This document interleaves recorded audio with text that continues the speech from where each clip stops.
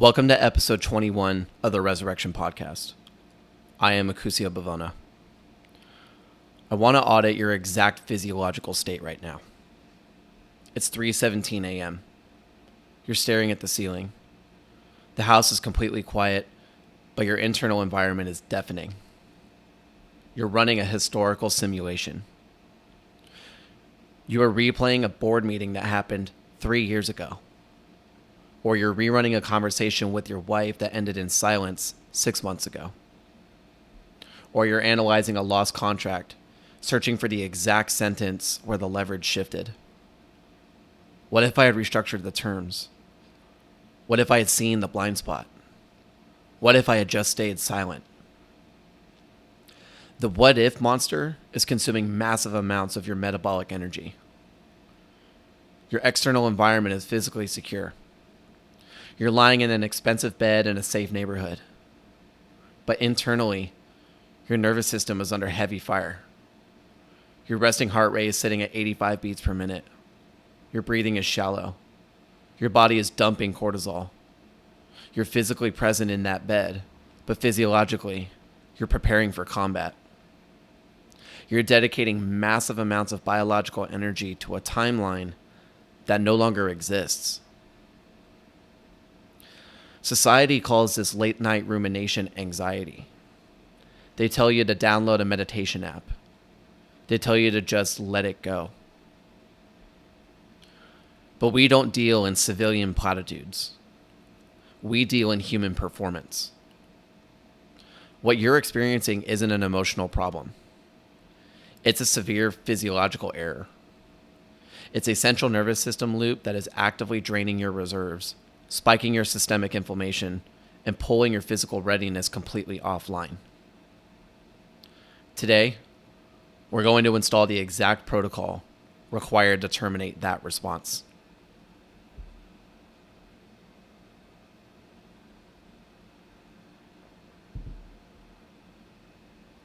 We need to look at the biomechanics of this specific failure.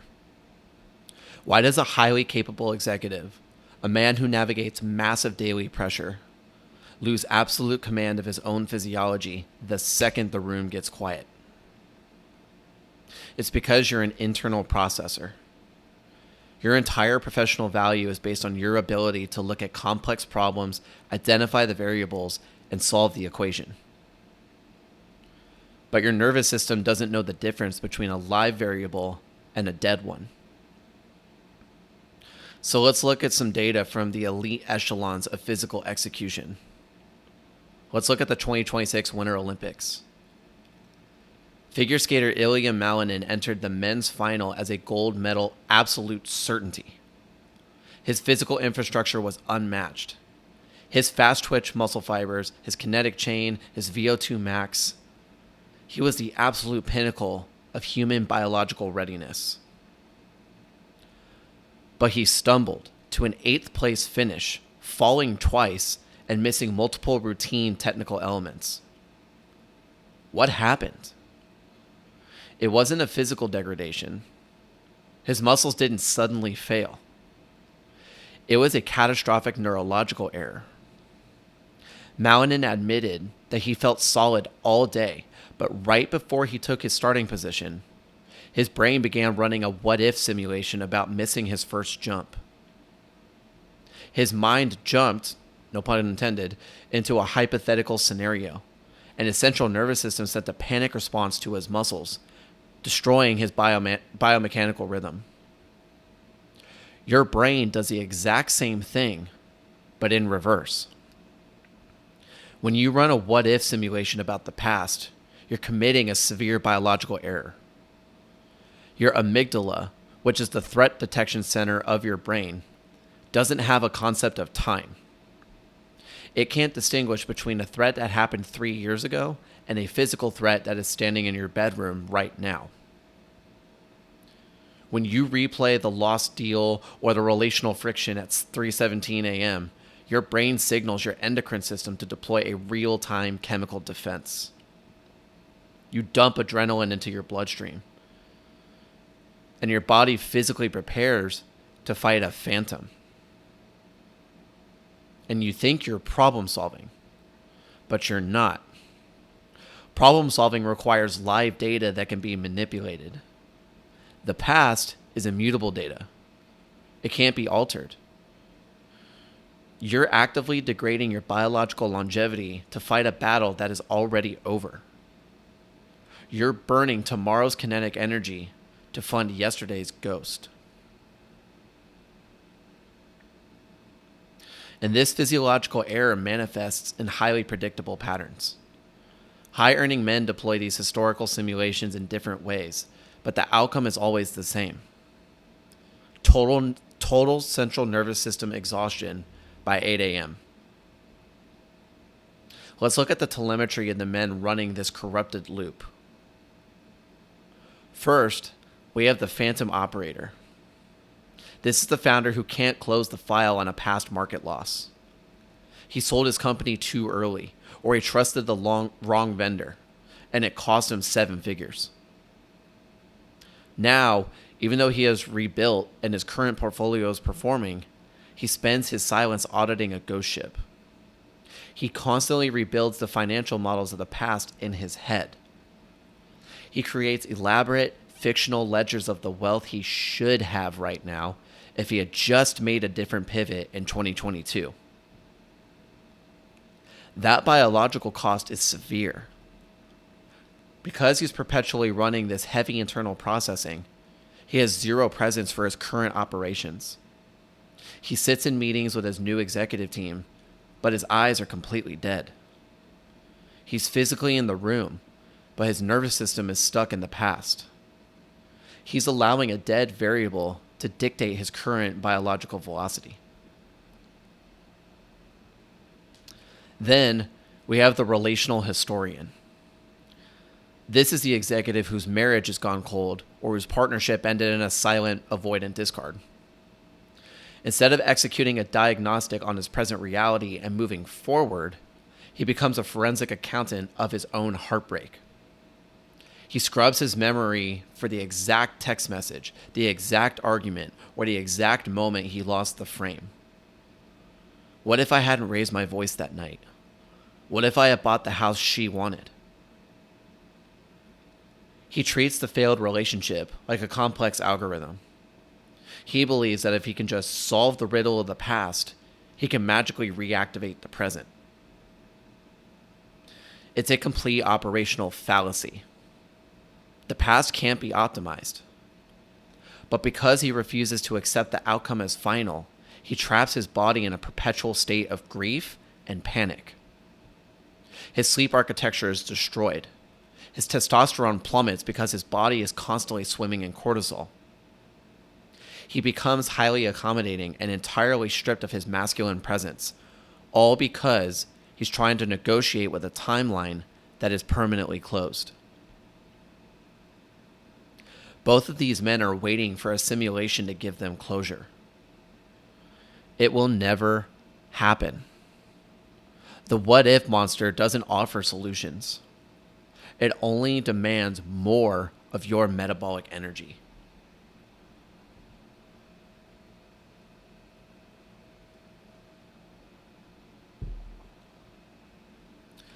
Now let's look at the absolute certainty of the historical simulation.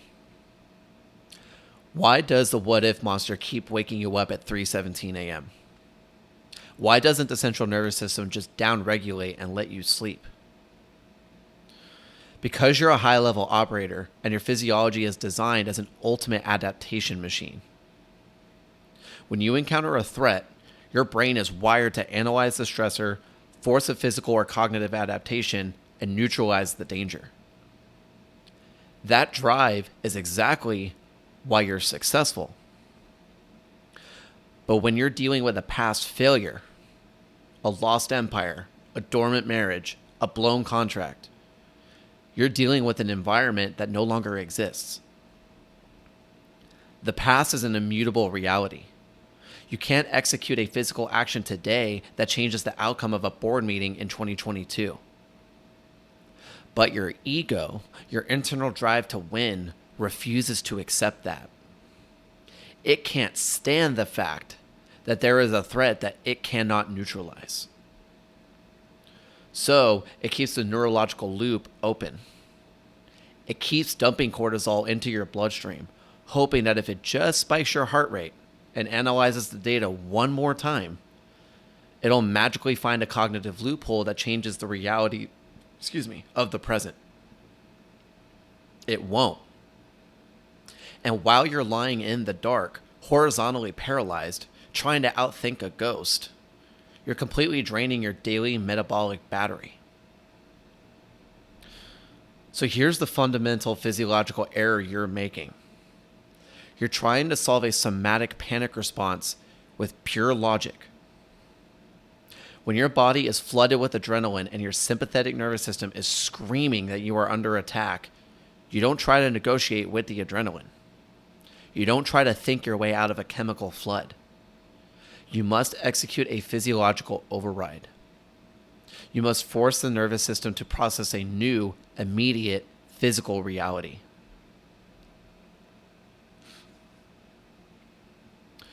We're going to replace the response. You can't resurrect your presence if your metabolic energy is permanently tied to a timeline that no longer exists. We must terminate the simulation. And we do this through a specific 3-step tactical intervention. I call this the cache clear protocol. Clearing the neurological cache so your body can finally return to baseline. Step 1 is the somatic override. It's still 3:17. The house is quiet and the historical simulation begins to run. You feel the familiar spike of adrenaline and the tightening in your chest. Don't negotiate with it. Don't lie there and tell yourself to just go back to sleep. You must immediately break the physical posture of the panic. Stand up, walk to the kitchen, and consume 16 ounces of cold water. Then drop to the floor and execute a rigid 60-second physiological reset. A strict plank or deep aggressive cadence breathing. Why do we do this? Because you're forcing your biological infrastructure to process immediate live physical demands. Your brain can't allocate metabolic energy to a historical simulation when your core and your lungs are demanding 100% of its resources to hold a rigid plank. You're effectively starving the ghost of its oxygen. You abort the neurological loop by intentionally stressing the physical body in the present moment. Step 2 is the cognitive extraction. Once the body is reset and your heart rate stabilizes, you don't go back to bed yet. The loop survives in the dark because it feeds on ambiguity and unregulated emotion. You must move the data out of the amygdala and into the prefrontal cortex. So sit at your desk. Take a pen and paper. Don't use a screen. Write the exact regret down. But don't use emotional language. State it as just clinical, physiological data. A couple examples would be like, I lost the Q3 contract because I failed to regulate my own reactivity in the negotiation. Another one could be, my marriage went offline because I was completely dormant and emotionally suppressed for 4 years. Then take a look at the paper.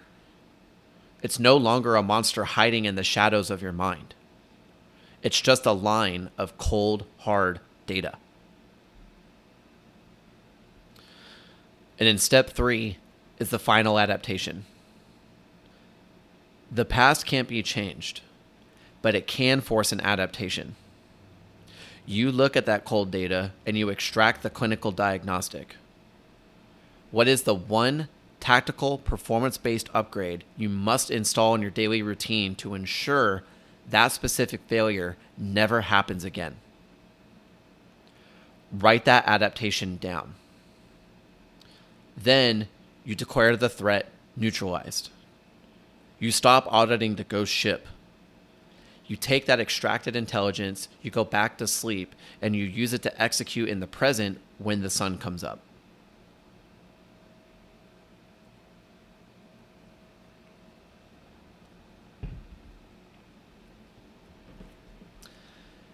Now let me give you the exact telemetry of an executive who ran this protocol.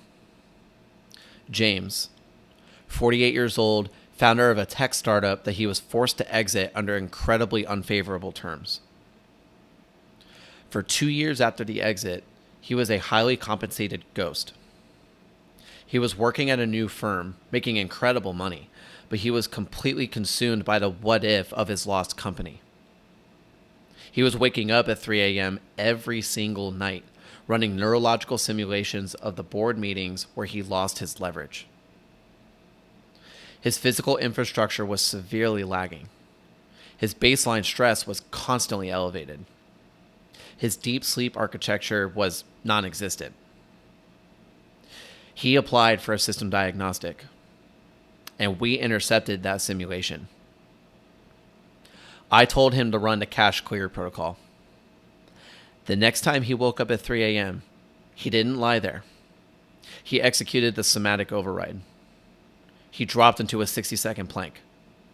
He forced his brain back into his physical body. Then he ran the cognitive extraction. He wrote down the exact mechanical failure that cost him his company. He had trusted a verbal agreement instead of securing the legal framework. He extracted the adaptation, and he closed the file.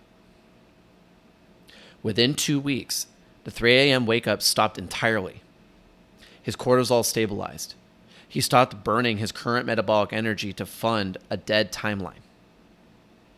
He reclaimed his edge, not by forgetting the past, but by extracting the data and forcing a permanent biological adaptation.